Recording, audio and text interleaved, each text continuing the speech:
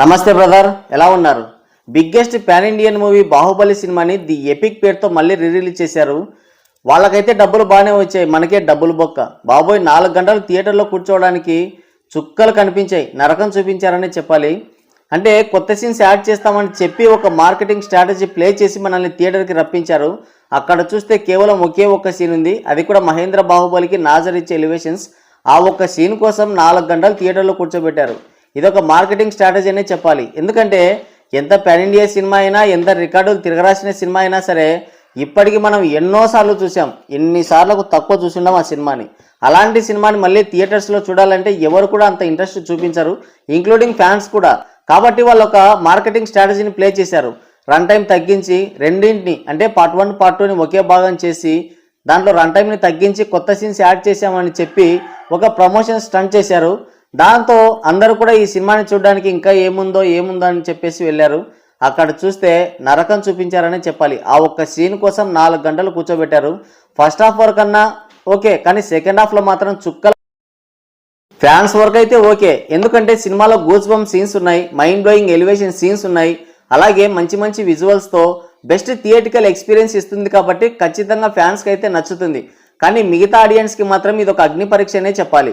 సరే, మొత్తానికి సినిమా అయితే రిలీజ్ అయింది. వాళ్ళు ఒక మార్కెటింగ్ స్ట్రాటజీ ప్లే చేసి రన్ టైం తగ్గించాం, కొత్త సీన్స్ యాడ్ చేసామని ప్రమోషన్లు చేస్తే అది నిజం అనుకుని నమ్మి గొర్రెలాగా తలుపుకుంటూ మనం కూడా థియేటర్కి వెళ్ళాం. అక్కడ 4 గంటలు చావుగొట్టి చెవులు మూసారు, సైలెంట్గా ఇంటికి వచ్చేసాం. అది వేరే విషయం. ఇప్పుడు కలెక్షన్ల గురించి మాట్లాడుకుందాం. ఈ సినిమా అప్పట్లో ఒక సెన్సేషన్. దాదాపుగా part 2 Baahubali part 2 cinema pan India లెవెల్లో 1800 కోట్ల వరకు కలెక్షన్స్ అయితే సాధించింది. అదిగాక ప్రతి ఇండస్ట్రీలో కూడా ఇది ఇండస్ట్రీ హిట్ అయింది. తమిళ్లో చూసుకున్న, తెలుగులో, కన్నడ, మలయాళం, హిందీ, ఇలా అన్ని చోట్ల కూడా ఈ సినిమా ఇండస్ట్రీ హిట్ అయి కూర్చుంది. అప్పట్లో ఈ సినిమా ఒక పెద్ద సెన్సేషన్. అదిగాక రాబోయే, అంటే ఈ మిగతా సినిమాలన్నింటి కూడా ఒక బెంచ్ మార్క్ని అయితే సెట్ చేశాడు రాజమౌళి అని ఎందుకంటున్నానంటే, ఈ సినిమాలో ప్రభాస్ కష్టం కూడా ఉంది, కానీ సినిమాలో 60% వరకు రాజమౌళికే క్రెడిట్ ఇవ్వాలి. అది మాత్రం నిజం. ఎందుకంటే రాజమౌళి లేకుంటే అసలు బాహుబలి సినిమానే లేదు, ప్రభాస్ కూడా లేడు. అంటే బాహుబలి సినిమా కంటే ముందు ప్రభాస్ మార్కెట్ జస్ట్ 40 కోట్లు మాత్రమే. ఆయన లాస్ట్ మూవీ మిర్చి అనుకుంటా, మిర్చినేలే, ఆ సినిమాకి జస్ట్ 40 కోట్లు మాత్రమే వచ్చాయి. అంటే ఆయన మార్కెట్ కేవలం 40 కోట్లు మాత్రమే. అలాంటిది ఉన్నట్టుండి 100, 200, 300, 1000, 15, 1800 కోట్ల వరకు వెళ్ళాడంటే అందులో రాజమౌళి కష్టం కూడా. అలాగని మనం ప్రభాస్ని తక్కువ చేయకూడదు. ప్రభాస్ తప్ప వేరే ఏ హీరో చేస్తున్నా కూడా ఇంత ఇంపాక్ట్ క్రియేట్ అయి ఉండేది కాదు. ప్రభాసే లేకుంటే బాహుబలి అనే సినిమానే ఉండేది కాదు. ఒకవేళ ఆ సినిమా హిట్ అయినా కూడా ఈ రేంజ్లో ఇంపాక్ట్ అయితే చూపించుండేది కాదు. ఎందుకంటే అన్ని ఇండస్ట్రీలో కూడా అది ఇండస్ట్రీ హిట్ అయి కూర్చుంది. అంటే దానికి one and only reason Prabhas అనే చెప్పాలి.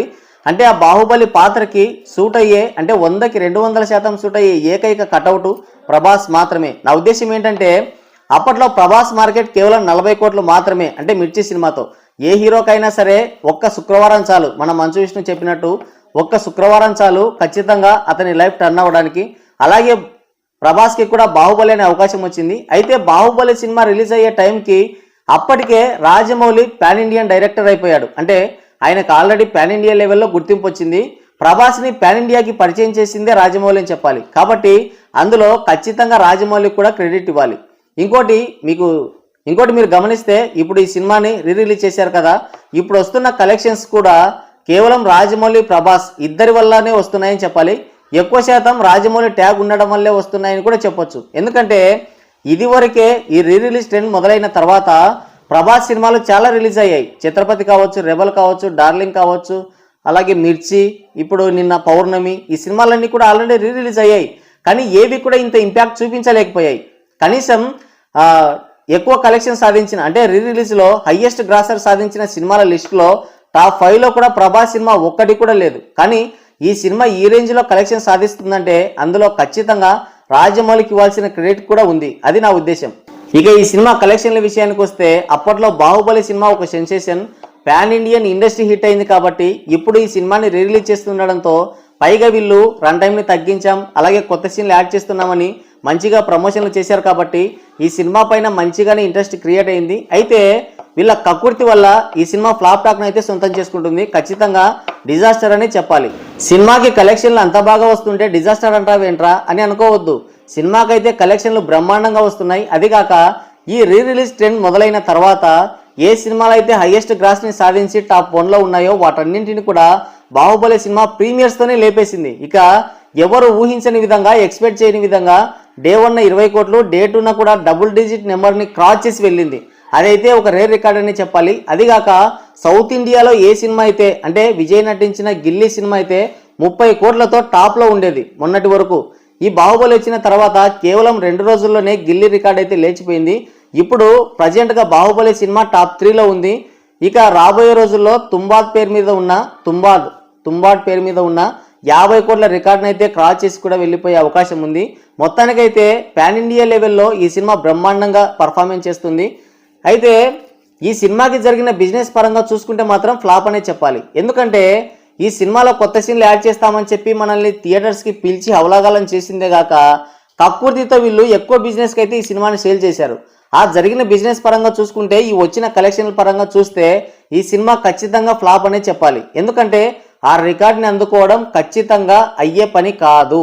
ముందుగా ఈ సినిమాకి జరిగిన బిజినెస్ని ఒకసారి గమనిస్తే ఆంధ్రాలో 15 కోట్లు, సీడెడ్లో 5 కోట్లు, నైజాంలో 15 కోట్లు. ఓవరాల్గా కేవలం తెలుగు రాష్ట్రాల వరకే ఈ సినిమాకి జరిగిన మొత్తం బిజినెస్ 35 కోట్లు. అంటే టైర్ 2 హీరోల టాప్ బిజినెస్ అనమాట, టాప్ రికార్డ్ బిజినెస్ ఇది. ఇకపోతే కర్ణాటక, కేరళ, మలయాళం, ఓవర్సీస్, హిందీ ఇదంతా కలుపుకుంటే అంటే ఇది పాన్ ఇండియా లెవెల్లో రిలీజ్ చేశారు కాబట్టి అక్కడ కూడా బిజినెస్ జరిగింది. మొత్తంగా కలుపుకుంటే దాదాపుగా 45 కోట్ల వరకు అయితే ఈ సినిమాకి బిజినెస్ జరిగింది. ఇప్పుడు వచ్చిన కలెక్షన్స్ పరంగా చూస్తే అంటే ఈ సినిమాకి జరిగిన బిజినెస్ పరంగా చూసుకుంటే ఈ సినిమా దాదాపుగా 100 కోట్ల వరకు అయితే గ్రాస్ కలెక్షన్స్ రాబట్టాలి. ఇప్పుడు వచ్చిన కలెక్షన్స్ పరంగా చూస్తే ఇక 100 కోట్లు అనేది అసాధ్యం. కాబట్టి ఈ సినిమాని ఫ్లాప్ అనొచ్చు, లేదంటే డిజాస్టర్ అని కూడా అనొచ్చు. అయితే ఈ సినిమాకి వచ్చిన కలెక్షన్స్ని కూడా ఒకసారి చూద్దాం. ఈ సినిమాకి కర్ణాటకలో 3.5 కోట్లు వచ్చాయి మొత్తంగా. అంటే అక్కడైతే టాప్ రికార్డ్ అనే చెప్పాలి. ఇక ఏ హీరో కూడా ఇప్పట్లో టచ్ చేసే అవకాశమే లేదు. ఇకపోతే తమిళ అండ్ కేరళలో కలిపి 2,40,00,000 వచ్చాయి. ఇక నార్త్లో వచ్చేసి 5,70,00,000, ఓవర్సీస్లో వచ్చేసి 11 కోట్లు. తెలుగు రాష్ట్రాల్లో ఓవరాల్గా 3 రోజులకు కలిపి 17,30,00,000 అయితే గ్రాస్ కలెక్షన్స్ వచ్చాయి. ఓవరాల్గా అంటే ఈ సినిమా 3 రోజులకు కలిపి కలెక్ట్ చేసిన మొత్తం గ్రాస్ వచ్చేసి 40 కోట్లు. అంటే బిజినెస్ పరంగా చూసుకుంటే ఇంకా 60 కోట్ల గ్రాస్ కలెక్షన్స్ అయితే రావాలి ఈ సినిమాకి. మరి నిన్న కేవలం ఇంకా సండేతోనే ఈ సినిమాకి రన్ అయితే కంప్లీట్ అయింది అని చెప్పాలి. మొన్న ఇక నిన్న మండే చూసుకుంటే భారీ డ్రాప్స్ అయితే కనిపించాయి. ఇక ఈరోజు మరీ భారీగా అయితే డ్రాప్ అయింది సినిమా. కాబట్టి 60 కోట్ల బిజినెస్ అనేది అసాధ్యం. 50 కోట్లు క్రాస్ చేసి మ్యాక్సిమం ఒక 60 కోట్ల వరకు అయితే ఈ సినిమా కలెక్ట్ చేయొచ్చు. ఈ సినిమా 3 రోజులు కలెక్ట్ చేసిన వివరాలు ఒకసారి చూస్తే డే 1 19 కోట్లు, అదే 19 కోట్ల గ్రాస్, డే 2 10 కోట్ల గ్రాస్, డే 3 11 కోట్ల గ్రాస్ కలెక్ట్ చేసింది. ఓవరాల్గా 3 రోజులకు కలిపి మొత్తంగా చూసుకుంటే 40 కోట్ల వరకు అయితే గ్రాస్ కలెక్షన్స్ రాబట్టింది. ఈ సినిమాకైతే భారీ డ్రాప్స్ అయితే కనిపిస్తున్నాయి. మరి చూద్దాం 50 కోట్ల దగ్గర ఆగుతుందా, 60 కోట్ల దగ్గర ఆగుతుందా, లేదంటే 100 కోట్ల వరకు టార్గెట్ని రీచ్ అయ్యి బ్లాక్ బస్టర్ హిట్ అవుతుందా. ఇక ఏ సినిమా కూడా రికార్డ్ని టచ్ చేయని విధంగా, అంటే అప్పట్లో ఈ సినిమాని టచ్ చేయడానికి శతవిధాలా ప్రయత్నించారు. అఫ్కోర్స్ ఇప్పటికి కూడా ట్రై చేస్తున్నారు. ఇక ఆ రికార్డ్ని కొట్టడం ఎవరి వల్ల కావట్లేదు. అలాంటి ఒక రేర్ రికార్డ్ని ఈ సినిమా క్రియేట్ చేస్తుందా లేదా అనేది మనం ఇక కాలమే సమాధానం చెప్తుంది. మరి ఈ సినిమా ఫైనల్ రన్లో ఎంత కలెక్ట్ చేయొచ్చు అని మీరు అనుకుంటున్నారు? కింద కామెంట్ చేయండి.